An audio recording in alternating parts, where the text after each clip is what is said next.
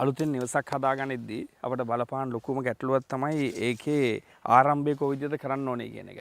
අපි වැඩි හරයක්ම කරන්නේ වැඩි වියදම් සහිත දේවල්. වැඩි වියදම් සහිත ක්‍රම. අපි ඒක වෙනස් වෙලා අපිට පුළුවන්කම තියෙනවා ඒ ඉඩමේ ඒ භූමියේ තියෙන පස නිරීක්ෂණය කළ ඉවර වෙලා අපිට යම්කිසි දෙයක් කරගන්න. ඒකෙන් අපි කොහොමද ෆවුන්ඩේෂන් එකක් නිර්මාණය කළේලා ෆවුන්ඩේෂන් එක උඩින් අපි කොහොමද ටයි බීම් එකක් දාලා තමයි දැන් කොහොමද අපි ගේ හදන්නේ. එතකොට අපි මේ ගෙදර තියෙන සම්පූර්ණ බර අර ටයි බීම් දෙක හරහා සම්පූර්ණ කොලම්ස් වලට තමයි බර බාර දෙන්නේ. ඒ හින්දා අපිට පුළුවන්කම තියෙනවා කළුගල් වලට ෆවුන්ඩේෂන් එකේ කළුගල් වලට යන වියදම ඒ සඳහා යන ලේබර් charge එක සියල්ල අයින් කරලා අපිට පුළුවන් ඊට අඩුවෙන් අපිට ටයි බීම් එක දාලා ටයි බීම් එක යට මේ අපි ඇතුළට දාන පස් ටික එළියට එන එක නවත්ත ගන්න විතරක් ඒ බැම්ම වෙනකොට අපිට ඕන බ්ලොක් ගලක් හරි තියලා කරගන්න පුළුවන්. අපි දැන් මේ සයිට් එක අපි එහෙම තමයි කරලා තියෙන්නේ. දැන් අර ඉස්සලා ෆවුන්ඩේෂන් එක කරනද කිව්වේ මෙන්න මේ කාරණාව. මේ තින් අපි බ්ලොක් ගලෙන් බැඳලා තින්නේ. බැඳලා මේ ඇතුළට තියෙන පස් ටික මේ එළියට එන එක නවත්තන් තමයි බ්ලොක් ගල තියෙන්නේ. ඒ උඩින් තමයි ටයි බීම් එක ගිහිලා තියෙන්නේ. මේ මැද්දේ තියෙන එකටවත් මේ බ්ලොක් ගල් බැඳලා නැහැ. අපි වටේට විතරයි. වටේ ඒරියා එකට විතරයි සම්පූර්ණ බ්ලොක් ගල බැඳලා මේ ඇතුළට දාන පස් ටික එළියට එන එක නවත්තන්න විතරයි අපි මේ බ්ලොක් ගල් පාවිච්චි කරන්නේ. අපි මේක ප්ලාස්ටර් කරලා ප්‍රින්ට් එක සිමෙන්තියෙන් ආවරණය කරනකොට එක්ක ටයිල් එකකින් ආවරණය කරනකොට එක්ක කළුගල් ටයිල් එකකින් ආවරණය කරනකොට මේක ලස්සනට අපිට ඉදිරියට පෙන්ලා එනවා. ඒ වියදම කොහොමත් අපි ඒ දේ කරනවා.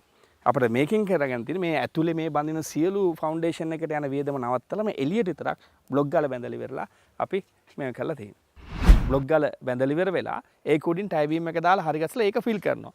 ෆිල් කළා අපි සාමාන්‍යයෙන් බාස්රුම් නැහලා අපි කට්ටිය කරන්නේ මේක යටට අඟල් දෙකක් විතර බස්සලා ඉවර වෙලා අර ටයි බීම් එකේ ගානට තමයි පොළව දාන්නේ. අපි මෙතනදී කරන්නේ ඒ ටයි බීම් එක ගානට පස් ටික පුරවලා ටයි බීම් එක උඩට යන සම්පූර්ණ ගේ පිටින් පිටට හිටින්න පොලේ කොන්ක්‍රීට් එක දාගෙන ඉන්නවා.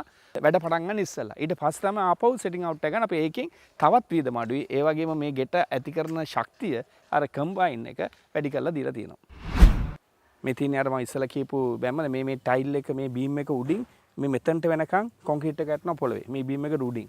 අපිට පුළුවන් හැම වෙලාවෙක මේක තල්ල ඔක්කොම කරලා අඩි 4න් 4ට කාලේ කම්බිය දාලා කොටුවක් බැඳලා දැම්මම මේ ඔක්කොම බර වෙනවා. බොල් වෙන ගතිය, පොළව බොල් වෙන ගතිය ගොඩාක් අඩු වෙනවා. පොළව බහින ගතිය ගොඩාක් අඩු වෙනවා අපිට ඒකෙන්. මම තව එකක් වලට බලා ගන්න පුළුවන් මේ පස් දාන්න ආපු කියුබ් තුනමාරි ලොරිය. දැන් මේ ඇවිල්ලා මේ අපි දාලා තින්නේ ටයි බීම් එක. මේ ටයි බීම් එක උඩින් යට තියෙන බ්ලොක් ගාල. ඒ බ්ලොක් ගාල උඩින් මේ පන්නලා ඇවිල්ලා තියෙන්නේ. මේ යට මේකේ බ්ලොක් ගාලක් නැහැ. ටයි බීම් එක තියෙන. ටයි බීම් එකට මුකුත් ඩැමේජ් නැහැ. ටයි බීම් එක මේ තියෙන සම්පූර්ණ ටිපර් එකේ බර අරගෙන. මේ වල රෝද පාර බලන්න පුළුවන් මේ ඇවිල්ලා උඩට අරගෙන මේ ටයි බීම් එක උඩින් ගිහිල්ලා දාලා තියෙන්නේ.